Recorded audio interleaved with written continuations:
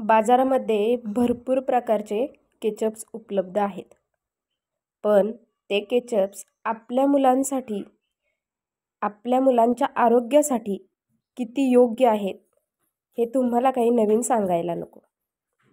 मग अशीच आज एक केचपची रेसिपी मी तुमच्यासाठी खास आणलेली आहे, जी की तुम्ही भातासोबत, कुठल्याही पराठ्यासोबत अगदी मनसोक्तपणे एन्जॉय करू शकता। आणि टेस्ट म्हणाल तर वा वा वा, जिभेवर रेंगाळत राहणारी। घरचेच टोमॅटो आहेत म्हणून मी तुमच्यासोबत आज टोमॅटोची चटणी म्हणायला देखील हरकत नाही अशी रेसिपी शेअर करणार आहे, जी की अगदी सॉसशी निगडीत आहे। अगदी हिची टेस्ट सॉससारखी लागते। नमस्कार, मी ज्योतीच किचनमध्ये तुम्हा सर्वांचं हार्दिक स्वागत। आज तुमच्यासाठी खास मी ही रेसिपी आणलेली आहे, ती आहे टोमॅटोच्या सॉसची, केचपची किंवा चटणीची म्हणली तरीही चालेल। मी इथं सर्वात प्रथम टोमॅटो छान उकळून घेतलेले आहेत, थोडेसे मिठाच्या पाण्यामध्ये। 7 ते 8 मिनिट मी हे टोमॅटो चांगले शिजवून घेतलेले आहेत। आता मी त्याची साल बाजूला काढत आहे। साल आणि मागचा जो भाग आहे तो आपल्याला काढून घ्यायचा आहे, कारण सालीमुळं हा जो सॉस आहे तो चांगल्या प्रकारे बनत नाही। आता साल काढून घेतल्यावर आपल्याला हे मिक्सरच्या जारमध्ये सर्व काही व्यवस्थित रीतीने वाटून घ्यायचं आहे। मी इथं 4 मध्यम आकाराचे टोमॅटो घेतलेले आहेत, तुम्ही बघू शकता। आता हे टोमॅटो जराशे कुस्करून म्हटलं तरी चालेल, ते मी या टोमॅटोच्या आपल्या मिक्सरच्या जारमध्ये घालत आहे।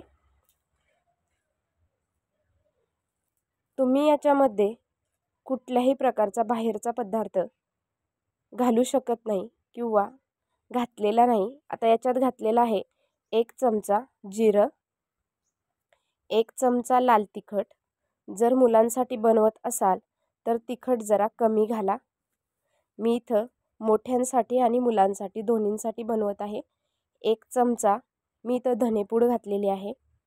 त्याच्यानंतर मी इथं 1 चमचा गरम मसाला आणि 1 चमचा घरगुती मसाल्याचा वापर करणार आहे।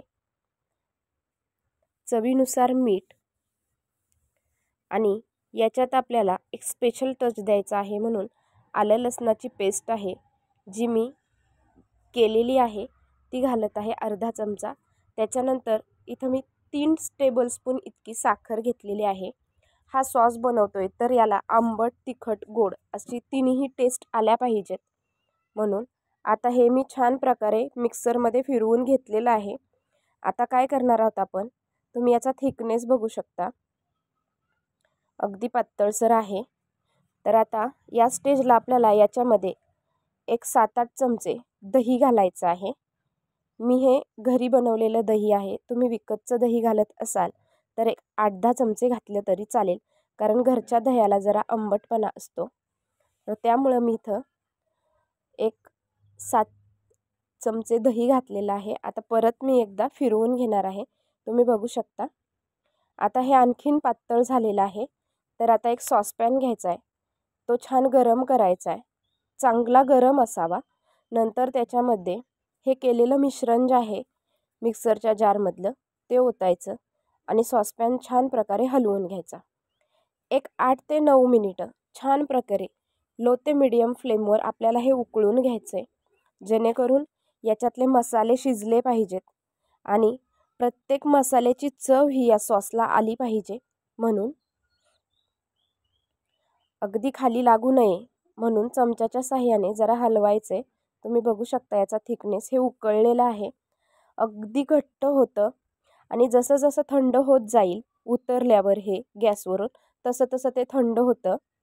तुम्ही बघू शकता छान प्रकारे याला बुडबुडे आलेले आहेत, म्हणजे सॉस आपला तयार आहे। तुम्ही बघू शकता, तुम्ही कुठल्याही प्रकारचे सँडविच बनवत असू द्यात किंवा कुठल्याही प्रकारचा वडापाव असू द्या, म्हणजे स्नॅक्स कुठलेही असू द्या, त्यावेळी तुम्ही हा सॉस अगदी आवडीने वापरू शकता, खाऊ शकता।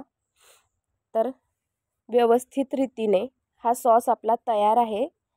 तर आता काय करायचे, गॅसची फ्लेम बंद करायची आणि हा सॉस एक 10 मिनिटांसाठी बाजूला ठेवून द्यायचा आहे. तुम्ही बघू शकता याचा कलर, स्ट्रक्चर अगदी व्यवस्थित आहे, म्हणजे त्याचा थिकनेसपणा.